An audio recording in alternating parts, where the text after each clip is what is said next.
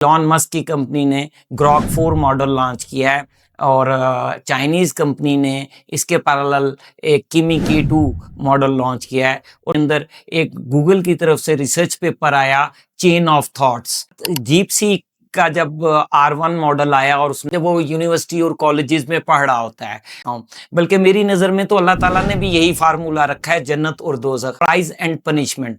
जो एनिमल्स को ट्रेन करते हैं लोग, तो वो भी रीइंफोर्समेंट लर्निंग। एक चिकन को उन्होंने 2 पैड दिए, डिफरेंट कलर के सेल्स बनाए, तो उनके अंदर उन्होंने एक चैम्बर रखा और अलावा चिंपैंजीज को और इनको भी रीइंफोर्समेंट लर्निंग। जैसे फॉर एग्जांपल किसी ने कोई एक्टिंग की है किसी रोल के तौर पर, जो एक्स है, क्योंकि उनके पास अपना ट्विटर का कई सालों का लार्ज कॉन्टेक्स्ट में ये मॉडल फेल होते जा रहे हैं।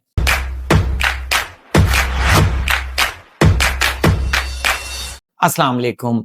आज का जो हमारा टॉपिक है ये थोड़ा सा ज़्यादा टेक्निकल होगा और ये टेक्निकल लोगों को ज़्यादा इसकी बेटर अंडरस्टैंडिंग होगी, और जो नॉन टेक्निकल लोग हैं उन्हें भी ये सुनना चाहिए, क्योंकि उनकी आहिस्ता आहिस्ता बेस बनेगी। ये जो वोकैबुलरी सुनेंगे, ये जो डिस्कशन सुनेंगे, ये अपकमिंग वीडियो में या आर्टिफिशियल इंटेलिजेंस के पॉइंट ऑफ व्यू से उनको चीज़ों में फ्यूचर के अंदर समझने में आसानी होगी।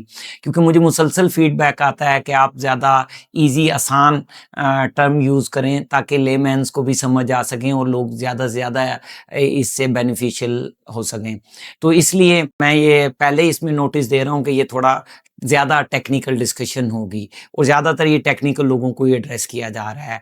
और इसकी कोर रीज़न ये है कि अभी इलॉन मस्क की कंपनी ने ग्रॉक 4 मॉडल लॉन्च किया है और चाइनीज़ कंपनी ने इसके पैरेलल एक किमी K2 मॉडल लॉन्च किया है। और मैं चाह रहा था कि हम इन दोनों को ज़रा डिटेल डिस्कस करें, क्योंकि ग्रॉक 4 के मुतालिक तो काफ़ी इंटरनेट के ऊपर इंफॉर्मेशन आ रही है और वो बहुत ज़्यादा हाइप ले रहा है एज़ कम्पेयर टू किमी K2। और आज हम इन दोनों के दरमियान का टेक्निकल आर्किटेक्चरल डिफरेंस देखेंगे और देखेंगे कि अमेरिकन टेक्नोलॉजी जिसका डंका पूरे इंटरनेट पे शोर मचा रहा है, ग्रॉक 4, वो क्या है, और किमी K2 जो चाइनीज़ कंपनी का ये जो मॉडल आया है ये क्या है। तो हम स्टार्ट करते हैं। बेसिकली जैसे हमने जनरेटिव एआई वाली टॉपिक में भी ये बात की थी, वीडियो में बात की थी कि जो हमारे इस वक्त टॉप मॉडल्स चल रहे हैं जो मार्केट में यूज़ हो रहे हैं वो लार्ज लैंग्वेज मॉडल है। और लार्ज लैंग्वेज मॉडल्स जो हैं ये तकरीबन तमाम प्रोडक्ट्स के अंदर किसी न किसी इसी को फाइन ट्यून और इसके साथ कोई सब टेक्निक अप्लाई करके इन्हीं को इन्हांस करके डिफरेंट प्रोडक्ट यूज़ कर रहे हैं। Majority different product large language model ही यूज़ कर रहे हैं। इसके लार्ज लैंग्वेज मॉडल्स अभी चल ही रहे थे 2020 के ऑनवर्ड। उसके बाद जो है 2022 के अंदर एक गूगल की तरफ से रिसर्च पेपर आया चेन ऑफ थॉट्स। जो चेन ऑफ थॉट्स था, तो उन्होंने बताया कि आपका लार्ज लैंग्वेज मॉडल में थिंकिंग किस तरह इनेबल हो सकती है। और इस तरह फिर वो लार्ज कॉन्सेप्चुअल मॉडल हमारे आए और उनको जो प्रॉपर नेम दिया गया वो बेसिकली लार्ज रीजनिंग मॉडल से LRM। तो LLM के अंदर चेन ऑफ थॉट ऐड करने से लार्ज रीजनिंग मॉडल हमारे पास आए, जो कि बेसिकली अगर देखा जाए आर्किटेक्चर के पॉइंट ऑफ व्यू से हैं तो लार्ज लैंग्वेज मॉडल ही, मगर उसमें थोड़ी सी एक एक्स्ट्रा इन्हांसमेंट है जो कि गूगल के 2022 के पेपर चेन ऑफ थॉट को फॉलो कर रहे हैं। तो इससे हमारे लार्ज रीजनिंग मॉडल्स आ गए और इस तरह डिफरेंट कंपनीज अपने डिफरेंट प्रोडक्ट में लार्ज रीजनिंग मॉडल्स को यूज़ कर रहे थे। जैसे चैट GPT के O सीरीज़ के जो मॉडल हैं वो लार्ज रीजनिंग बेस मॉडल थे। तो इसी के साथ डीपसीक का जब R1 मॉडल आया और उसने काफ़ी धूम मचाई भी रिसेंट फ्यू मंथ्स बैक, तो उन्होंने ये किया कि लार्ज रीजनिंग मॉडल के साथ उन्होंने बेसिकली रीइंफोर्समेंट लर्निंग को यूज़ किया। शुरू में हमने जो डिस्कस किया था कि हम जब एक अपना मॉडल बना लेते हैं तो उस मॉडल को ट्रेनिंग के लिए हम सुपरवाइज लर्निंग अप्रोच यूज़ करते हैं। तो सुपरवाइज लर्निंग को हमने थोड़ा सा पहले भी डिस्कस किया था, इसमें मैं फिर रिपीट कर देता हूँ। सुपरवाइज लर्निंग ऐसी होती है कि जिसमें हमारे पास पहले से हमारे पास लेबल डेटा सेट पड़ा हुआ होता है। और वो डेटा सेट लेबल क्यों कहते हैं लेबल डेटा सेट, तो उसके अंदर हमारे पास तमाम इनपुट फीचर और जो मॉडल ने आउटपुट प्रिडिक्ट करनी है वो पहले से आउटपुट हमारे पास होती है और उस आउटपुट को हम लेबल कह रहे होते हैं।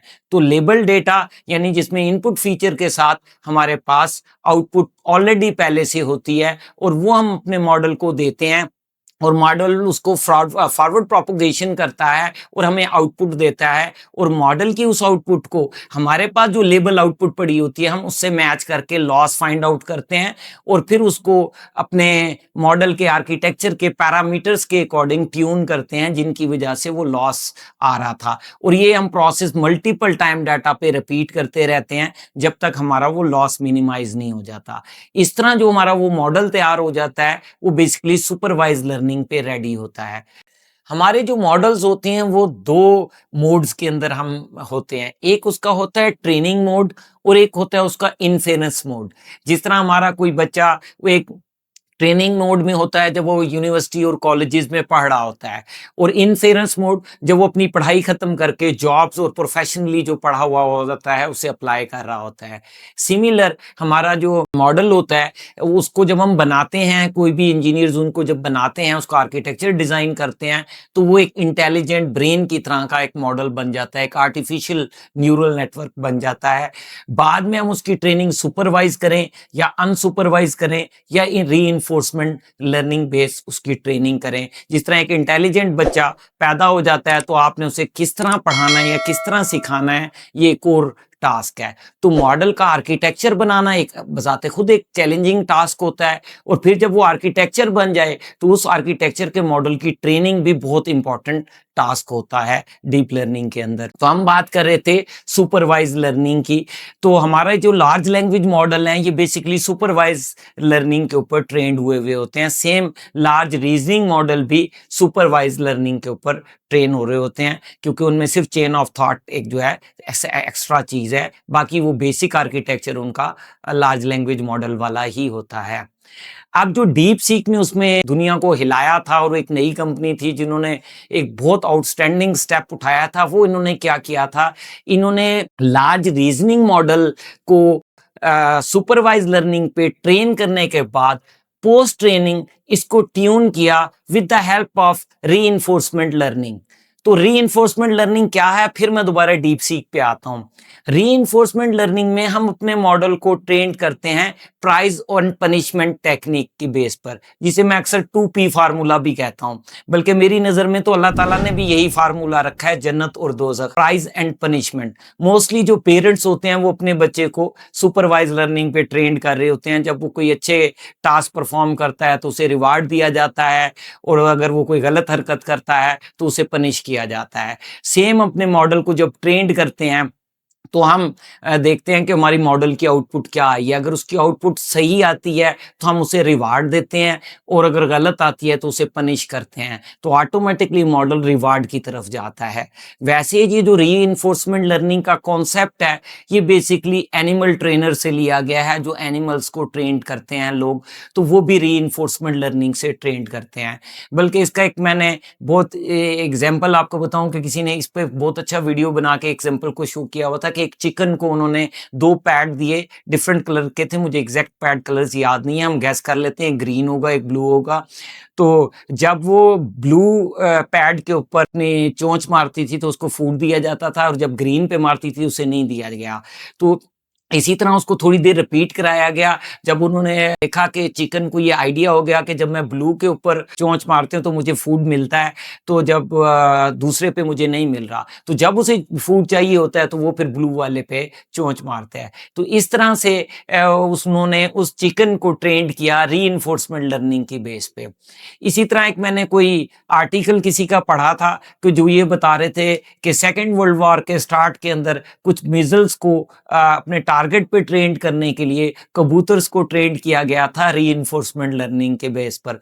तो उनको डायरेक्ट उस बिल्डिंग या उनका व्यू दिखाया जाता था और उस तरफ फूड रखा जाता था, और दूसरी तरफ जहां वो बिल्डिंग नहीं होती थी उस तरफ उसे फूड नहीं मिलता था।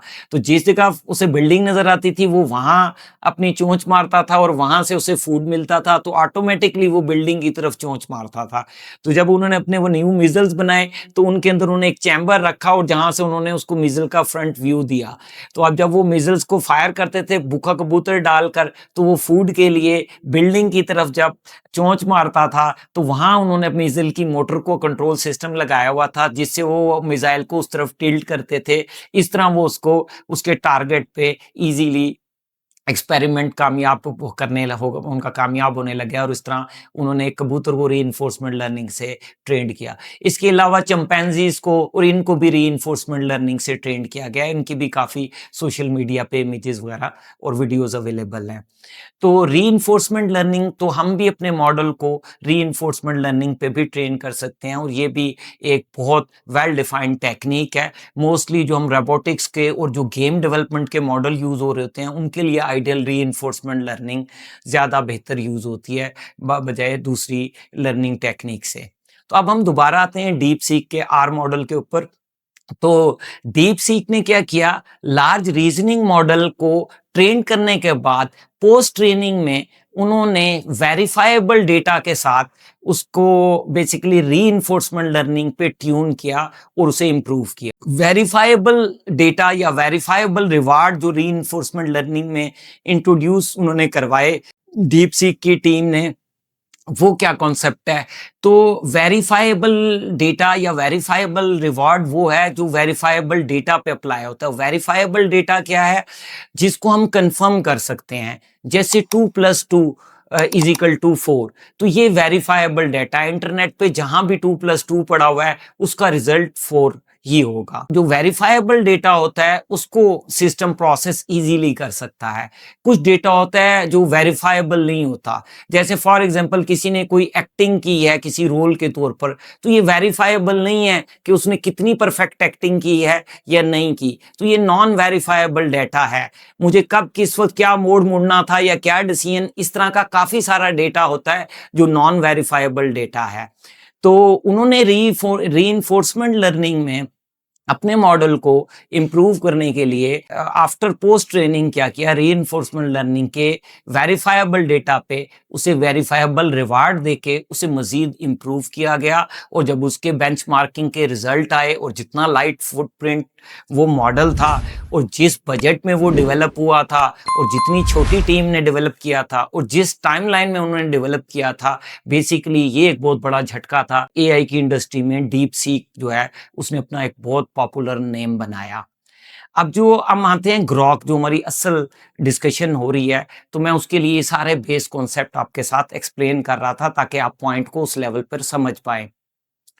तो ग्रॉक 3 जब लॉन्च किया ना, तो उन्होंने समझे सेम ये डीप सीक की स्ट्रेटेजी ही उठाई कि large reasoning model with reinforcement learning के वेरीफाइबल रिवार्ड्स को यूज किया गया। तो ग्रॉक 3 उस तरह रिजल्ट नहीं दे पा रहा था, तो अभी इन्होंने उसको मजीद इम्प्रूव किया और मजीद इन्हांस किया। और जो ट्विटर के पास और एलॉन मस्क के पास जो एज है, एक्स के पास जो एज है, इनकी कंपनी के पास, ग्रॉक की टीम के पास, वो बेसिकली इनके पास जो ट्विटर का और मॉडर्न एक्स का प्राइवेट डेटा है। बाकी कंपनीज के पास पब्लिक डेटा है, पब्लिक डेटा में सब बराबर है, बट जो एक्स है, क्योंकि उनके पास अपना ट्विटर का कई सालों का मिलियन ऑफ यूजर का, मिलियन ऑफ ट्वीट का, हर टॉपिक का, हर नॉलेज, हर इमेज, हर वीडियो तकरीबन उस पर शेयर हो चुकी है। ये जो उनका प्राइवेट डेटा है ये बहुत ज्यादा एज रखता है। जैसे हमने पहले कहा कि लार्ज रीजनिंग मॉडल को तो सुपरवाइज लर्निंग पे ट्रेन किया जाता है, तो उनको ये एज मिलता है कि उनके पास एक बहुत बड़ा प्राइवेट डेटा है जो बाकी कंपनियों के पास नहीं है।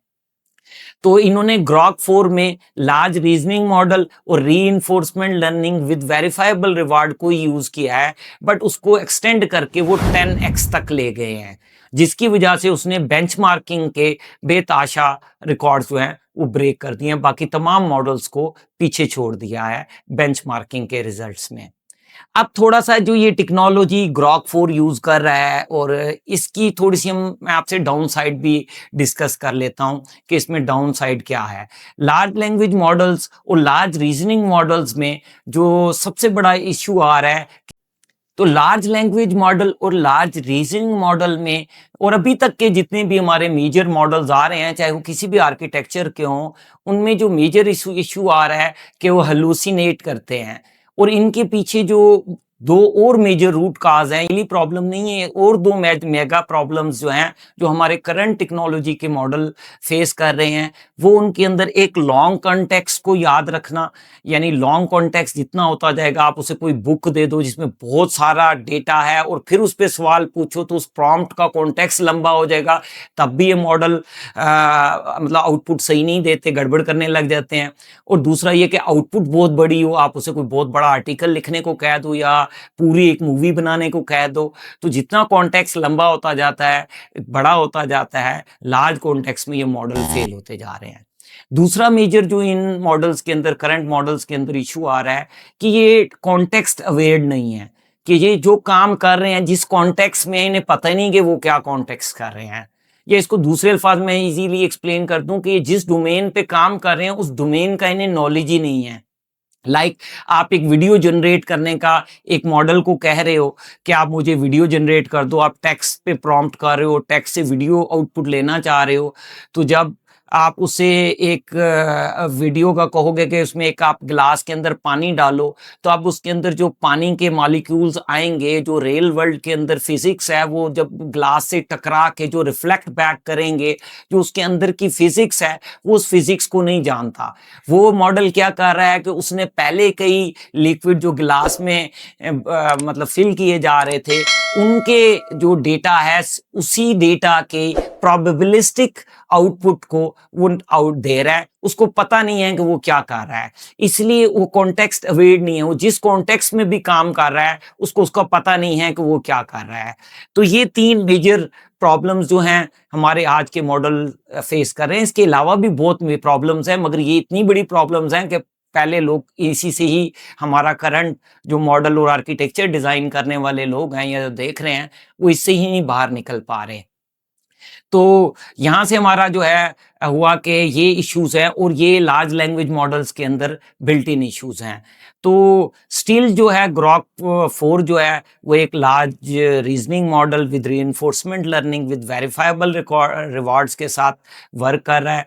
तो इसकी जो बेंचमार्किंग है वो बहुत इंप्रेसिव है। आज तक ह्यूमन हिस्ट्री में जितने मॉडल्स बनाए गए हैं, ये उन सबसे ज़्यादा इंटेलिजेंट है और बहुत ज़बरदस्त रिजल्ट्स दे रहा है। बट इसके जो इश्यूज हमने डिस्कस किए हैं, वो स्टिल इश्यूज इसमें भी काफ़ी प्रोमिनेंटली अवेलेबल हैं।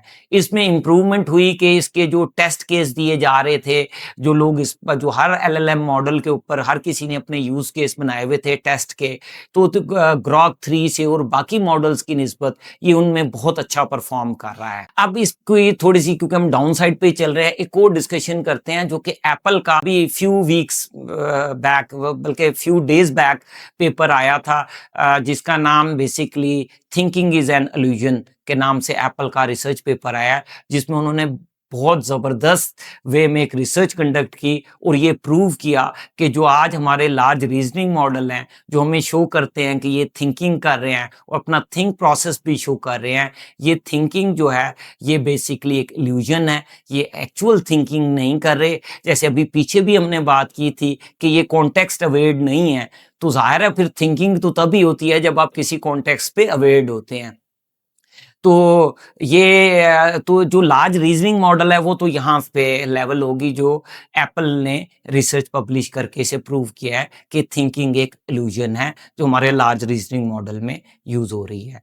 और दूसरा जो इनके अंदर मेजर इशू है कि इनके अंदर लॉन्ग कॉन्टेक्स्ट के अंदर जाकर जो जो बैड परफॉर्मेंस करते हैं वो भी ग्रॉक 4 में एग्जिस्ट कर रहा है।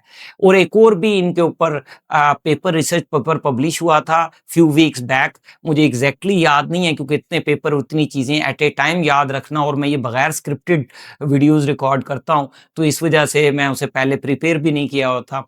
तो माइट भी पॉसिबल है इसका रेफरेंस गलत हो सके। I think so MIT university का रिसर्च पेपर था, बट एक रीसेंट टॉप रिसर्च पेपर था जिसमें उन्होंने ये कहा, बताया गया था कि ये जो जितने भी हमारे टॉप मॉडल आ रहे हैं ओपन एआई के या क्लॉड के, माइक्रोसॉफ्ट के और जितनी भी और कंपनीज हैं, और ये जो बेंचमार्किंग के रिजल्ट्स आपको देख रहे हैं और ऐसे ऐसे बेंचमार्किंग के रिजल्ट्स आ रहे हैं कि बाज़ औक़ात तो आप परेशान हो जाते हैं वो देख के। तो उन्होंने ये चीज़ कही कि ये लोग लोग जब अपने मॉडल को ट्रेंड करते हैं तो ये उसमें थोड़ी बहुत ही चीटिंग कर रहे हैं ताकि वो आगे की तरफ निकले और इनके प्रोडक्ट्स हैं जैसे ग्रॉक 4 की इस वक्त जो टॉप सब्सक्रिप्शन है वो $300 है। तो अगर ये बेंचमार्किंग में इस तरह के स्कोर्स नहीं दिखाएंगे और लोगों को इम्प्रेस नहीं करेंगे तो फिर ऑब्वियसली इनकी ये सब्सक्रिप्शन कैसे बिकेगी।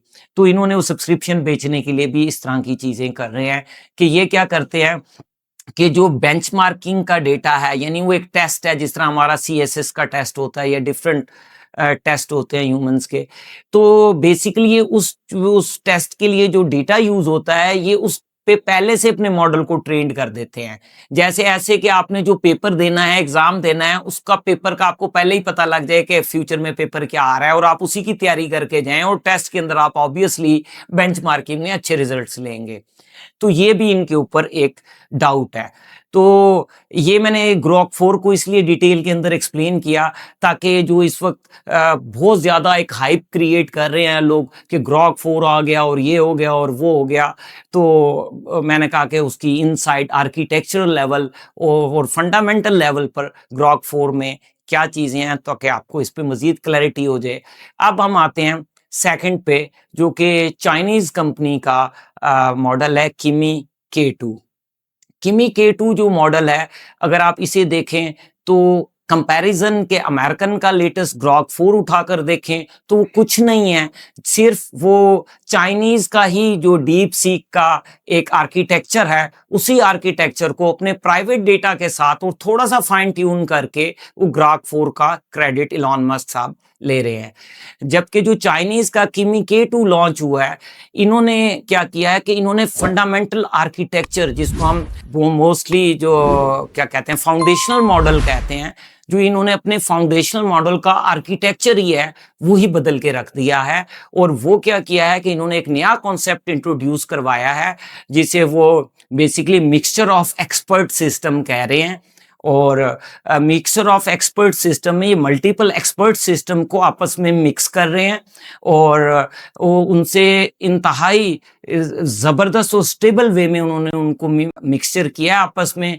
और इसके अंदर इन्होंने एक और नई इनोवेशन की है कि इन्होंने एक नया ऑप्टिमाइज़र इन्वेंट किया है जो कि डीप लर्निंग की फील्ड में पहले ऑप्टिमाइज़र ही नहीं यूज़ हो रहा था और उसका नाम यूनाक्लिप के नाम से वो ऑप्टिमाइज़र जो है वो किमी K2 के अंदर यूज़ किया गया है।